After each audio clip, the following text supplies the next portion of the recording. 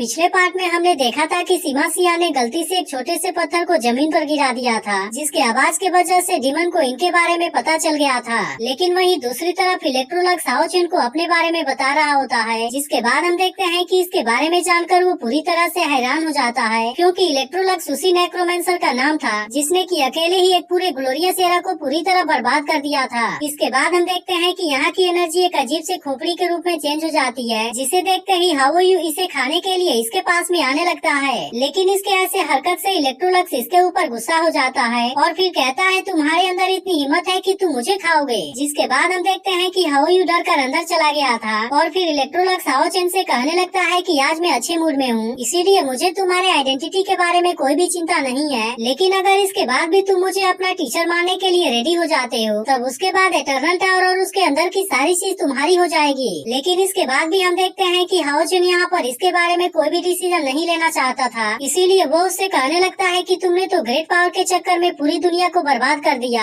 यही वजह है कि मैं तुम्हारे बातों से एग्री नहीं होना चाहता और इसीलिए मेरे अंदर तुम्हारा सक्सेसर बनने का कोई भी इंटेंशन नहीं है। तब इसकी ऐसी बात सुनकर इलेक्ट्रोलक्स उससे कहता है कि मैंने दुनिया को बर्बाद कर दिया और अब इतनी बात कहने के बाद वो जोर जोर से हंसने भी लगता है। फिर वो हाओ चेन से कहता है कि अगर तुम मेरा स्टूडेंट बनने के लिए रेडी हो जाते हो, तब मैं आने वाले समय में इसके बारे में तुम्हें पूरी सच्चाई बताऊंगा। लेकिन इसके बाद भी मैं तुम्हें अभी दिखा देना चाहता हूँ कि मुझे डेड का होली लॉ गॉड क्यों कहा जाता है। अब इस तरह से हम देखते हैं कि वो हाओ चेन को बहुत सारी चीजों के बारे में बताने लगा था और फिर वो इसे बताता है मैं उनमें से नहीं हूँ जिनके पास में गंदे इंटेंशन होते हैं, और इसके अलावा तुम्हें लग रहा होगा कि डार्क नेक्रोमेंसर केवल डेथ के साथ में डील करना जानते हैं, लेकिन अभी भी तुम इसके बारे में पूरी तरह से नहीं जानते। और फिर इसके बाद हम देखते हैं कि वो यहाँ पर बहुत ही प्योर लाइट एलिमेंट को रिलीज करना शुरू कर देता है। लेकिन अब इसे देख हाओ चेन भी पूरी तरह से हैरान हो गया था। जिसके बाद इलेक्ट्रोलक्स इसे बताता है कि वर्ल्ड्स के रूल को मैं ही ओन करता हूँ और ये असल में कुछ और नहीं बल्कि गॉड की ही पावर है। इसके बाद हम देखते हैं कि उसके लाइट एलिमेंट की वजह से हाओ चेन के वेपन प्यूरिफाई होने लगते हैं। जिसके बाद इलेक्ट्रोलक्स उससे कहता है कि तुम इसके बारे में जल्दी ही समझ जाओगे और फिर तुम्हें पता चलेगा कि ये so called spiritual furnace, spiritual weapon, elements और यहाँ तक कि ये स्पिरिचुअल पावर वे सभी असल में रूल्स के मैनिफेस्टेशन हैं। वहीं दूसरी तरफ हम देखते हैं कि हाओ चेन इस बात से पूरी तरह हैरान हो गया था, क्योंकि उसके लाइट एलिमेंट की वजह से हाओ चेन का स्पिरिचुअल फर्नेस और उसका मिरेकल स्वॉर्ड दोनों बहुत ही अच्छे से प्यूरिफाई हो गया था। इसके अलावा हम देखते हैं कि यातिंग भी इसके वजह से इवॉल्व हो गई होती है। इसके बाद इलेक्ट्रोलक्स इसे बताता है कि मेरे स्पिरिचुअल पावर ने तुम्हें डायरेक्टली 5th लेवल के पीक पर पहुंचा दिया है, क्योंकि इसके वजह से इसका इनर स्पिरिचुअल पावर भी ग्रो हो गया था, जिस पर कि हाओ चेन को बिल्कुल भी यकीन नहीं हो रहा था। और अब इस तरह से इसका इनर स्पिरिचुअल पावर 91 हो गया था। लेकिन इसके बाद भी इलेक्ट्रोलक्स कहता है कि ये अभी भी थोड़ा सा बेकार क्यों है, और फिर वो समझ जाता है कि शायद उस स्वॉर्ड को अभी भी वहाँ से नहीं निकाला गया। और अब इतनी बात कहने के बाद वो हाओ चेन से कहता है कि इसका फाइनल चॉइस तुम्हारे ऊपर है और इसके बारे में तुम जो भी डिसीजन लेना चाहो ले सकते हो। लेकिन वहीं दूसरी तरफ हम देखते हैं कि हाओ चेन अभी भी इस बात से पूरी तरह हैरान था और फिर वो कहने लगता है कि ऐसे एबिलिटी के बारे में मैंने तो आज से पहले कभी नहीं सुना था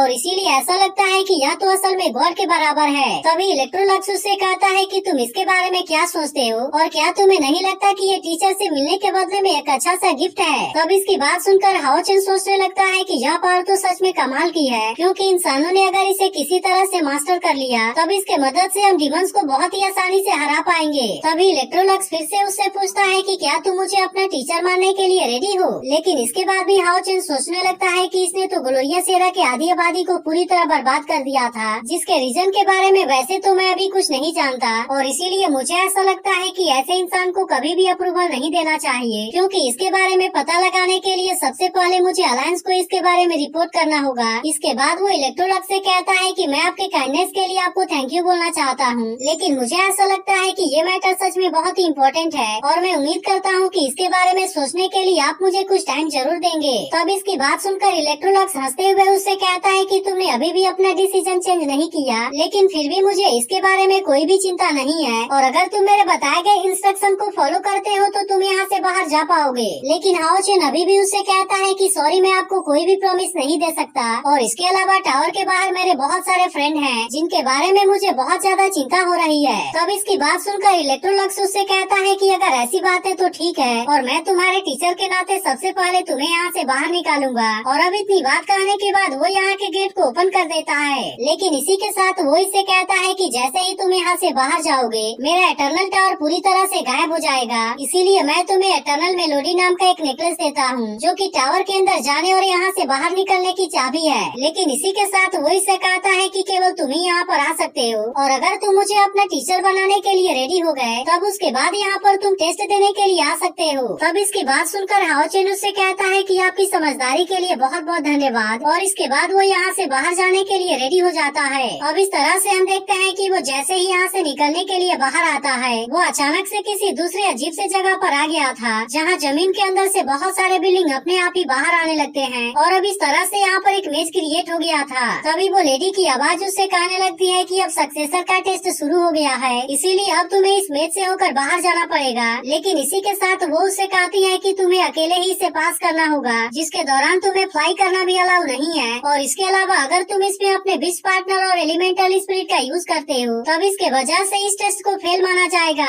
लेकिन तभी हम देखते हैं कि हाओ चेन समझ गया था कि यह दूसरा कोई नहीं बल्कि इलेक्ट्रोलक्स ही है, और इसीलिए वो इससे कहता है कि सीनियर आप अपने आइडेंटिटी को बदलने की कोशिश ना कीजिए। तब इसकी ऐसी बात सुनकर इलेक्ट्रोलक्स सबसे पहले इसके ऊपर हंसने लगता है, और फिर उससे कहता है कि तुम मेरे साथ में कोई भी चालाकी यूज करने की कोशिश मत करना, क्योंकि तुम्हें भी पता है कि मेरे टावर के पास में अनडेड आर्मी का इनहेरिटेंस है, और इसके अलावा यह तो डेड का मेरा एक पूरा किंगडम है। अब इतनी बात कहने के बाद वो इसे कहता है कि तुम्हें इसे किसी भी तरह से पास करके दिखाना होगा, क्योंकि इस रूल को मैंने सोने जाने से पहले सेट किया था। इसीलिए वो इसे कहता है कि अगर तुम यहाँ से बाहर जाना चाहते हो तो इसके लिए तुम्हें इस टेस्ट को किसी भी तरह से पास करना ही होगा। तभी इसी बीच हम देखते हैं कि हाओ चेन को अपने साथियों के ऊपर अटैक होने का सिग्नल मिलता है, जिसके बारे में पता चलने पर वो काफी परेशान हो गया था। वहीं दूसरी तरफ हम देखते हैं कि डिमन के ग्रुप ने इनके ऊपर अटैक करना शुरू कर दिया था, इसीलिए लिन सिन भी अपने पावर का यूज करके इनके ऊपर अटैक करने लगती है, और इस तरह से वे सभी एक साथ में मिलकर इनका सामना करने लगे थे।